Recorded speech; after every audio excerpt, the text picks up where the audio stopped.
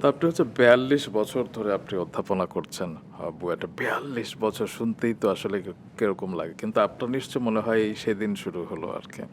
তো এই ৪২ বছরে কত শত, কত সহস্র শিক্ষার্থী যে আপনার হাত দিয়ে বেরিয়েছে, পিএইচডি করেছে এবং আমি অনেকের কাছে শুনেছি মানে বুয়েটের কিছু ফ্যান পেজ থাকে না কিংবা বুয়েটের ক্লাব থাকে। ম্যাক্সিমামের ফেভারিট ইন্সট্রাক্টর কিংবা মডারেটর হিসেবে তারা আপনার নামটি নেন। তো প্রিয় শিক্ষক হওয়া তো এত চারটিখানি কথা না। আপনি কোন, কোন বিষয়গুলো আসলে সবসময় ধারণ করেছেন, মেনে চলেছেন শিক্ষক হিসেবে? আমি যেটা প্রথমেই আমি যখন ছাত্র ছিলাম আমার কি পছন্দ হতো, কোন টিচার আমার রোল মডেল হতেন, কার ক্লাসটা আমি ভালো বুঝতাম, তো সেই জিনিসগুলি আমিও যখন শিক্ষকের রোলে আসলাম আমার স্টুডেন্টদের চাহিদা আমার দিক থেকেই চিন্তা আমি কি প্রত্যাশা করতাম।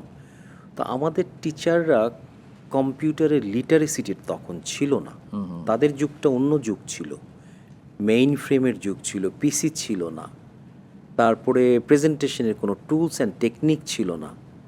আমাদের যেহেতু জেনারেশনটা ডিফারেন্ট, আমি ক্লাসটাকে উপভোগ্য করার জন্য উপভোগ করার জানে স্টুডেন্টরা কানেক্টেড থাকে কন্টিনিউয়াসলি, সেটার জন্য আমি টেক্সট খুব কম দেখাতাম। ভিজুয়ালাইজেশনের জন্য যা যা টেকনিক, একটা কমপ্লেক্স জিনিসকে আমি কমপ্লেক্স কখনো দেখাতাম না, simple to complex layer by layer আমি অ্যানিমেশন করে ছাত্রদেরকে দেখাতাম। কেন? সে যেন এটার সাথে কানেক্টেড হয় এবং সহজে সেটাকে বুঝে ফেলে।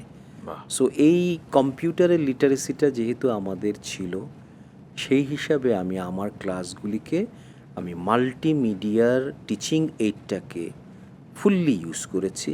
করে এখনও অনেক ছাত্র যখন দেখা হয়, স্যার আমার এখনও খেয়াল আছে আপনার ক্লাসের সেই স্লাইডটা, কারণ আমি জানি কথা যতটুকু রিটেন না করে, টেক্সট যতটুকু রিটেন না করে, ছবি কিন্তু রিটেন করে অনেক।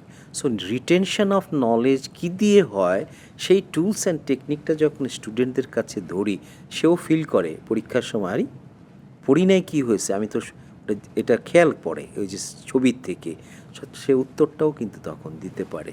সে কারণে বোধহয় বলা হয়, picture is more powerful than a word. Right, right, you are right.